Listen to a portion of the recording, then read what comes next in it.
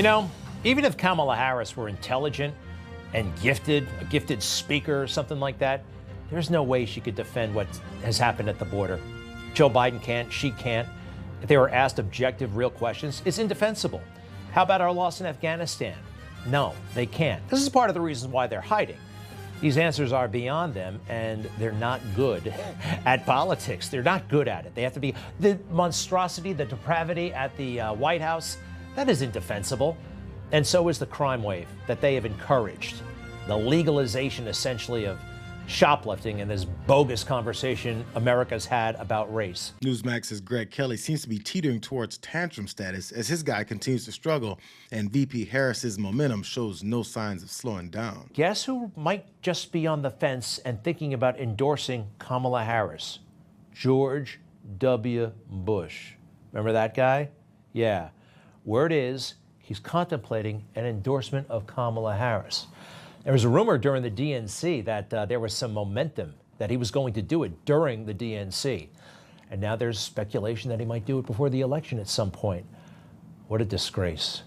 How dare he, after what he brought this country through and what we're going through right now, things that he doesn't have to deal with because he's rich and he's ensconced in a cocoon of comfort. The rest of us have to deal with this stuff. How dare he, after all that he put the country through, that the Republican Party backed him up on for 8 years, before the party set their sights on attacking his successor for the original sin of being black. The very telling development that has Republicans and former Republicans endorsing Harris, despite the big differences in policy positions, is freaking MAGA Republicans out. There are big signs that the Republican Party, I mean, the establishment, the Rhino, the country club set, are doing all they can to help Kamala. More than 200 Bush, McCain, Romney alums endorse Harris for president and criticize Trump, going out of their way to do this. And let's look at their endorsement of Harris. I mean, this is unnecessary. We jointly declare that we're voting for Vice President Kamala Harris and Governor Tim Walz this November.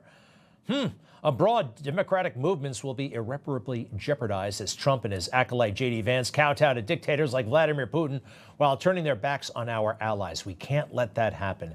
You know, like they're not going to let it happen, right? They're not going to let it happen. 200 people from the swamp signed this letter. And I remind you something, right? When people come together and sign letters when they're in the swamp, a couple of names are, well, not that noteworthy, but the titles are interesting. Let's put them up. One by one, if you don't mind. 200 rhinos. Did you notice that he didn't deny that Trump and Vance kowtowed to dictators while turning their backs on allies? Maybe because he doesn't mind that they kneel to dictators. All he cared about was the line saying that they won't let it happen again. You know, it's already bad enough that every living Republican president or party nominee has rejected Donald Trump by either staying silent or openly opposing him.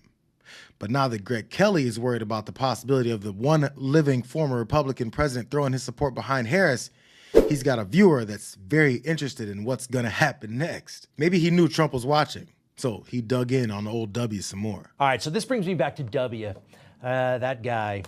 You know, he's got all the prestige, all the fame, any door in the world is really open to this guy. An ex-president of the United States? Think about what you could do with that clout. What does he do? Paints paintings in his basement. Paints high school quality paintings in his basement. Imagine that his endorsement actually is coveted, though, right? It would shock the world in a way. It shouldn't. And actually, his endorsement should be rejected by anyone after that little thing known as Iraq. The result is an absence of checks and balances in Russia and the decision of one man to launch a wholly unjustified and brutal invasion of of Ukraine.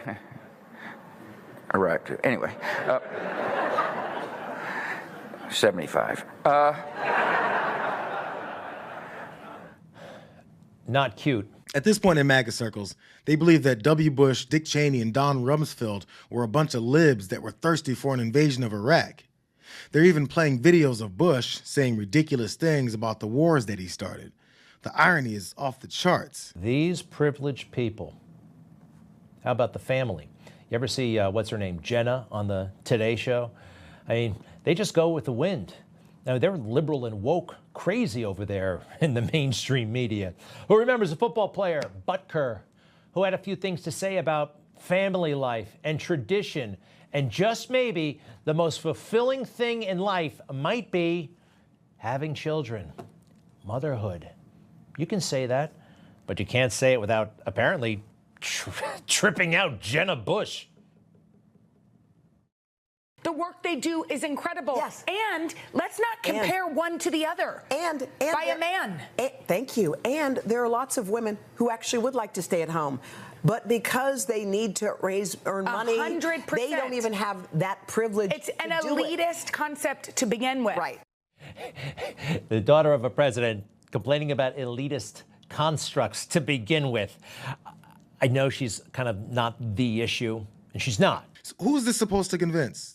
Who's the audience that Newsmax is hoping to see this guy rant and rave about how much he suddenly hates the Bush family for being generationally rich and undeserving of a role that W bungled over and over again? Especially when it's for the sake of Donald Trump, who was rich because of his father and is undeserving of the job as president that he bungled over and over.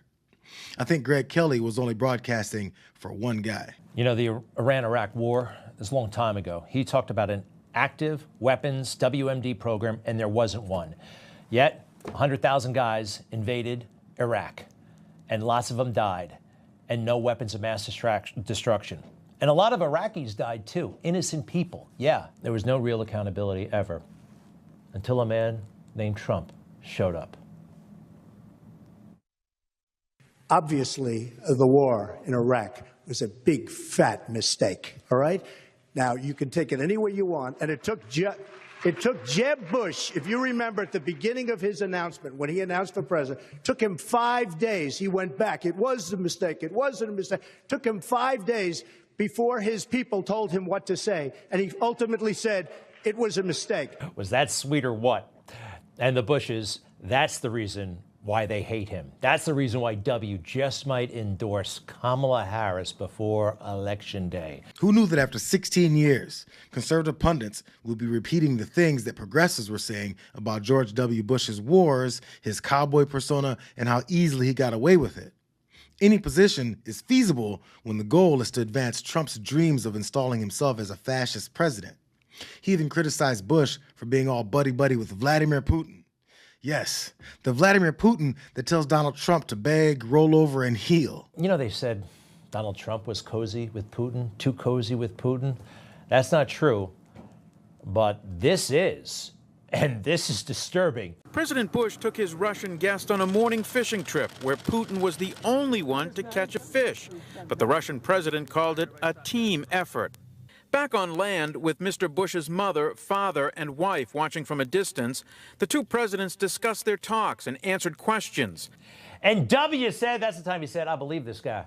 I can look at him and I know he's telling me the truth, right?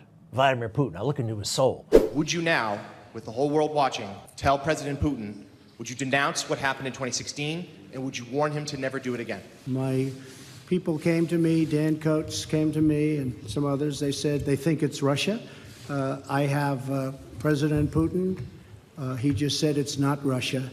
I will say this. I don't see any reason why it would be. So I have great confidence in my intelligence people, but I will tell you that President Putin was extremely strong and powerful in his denial today.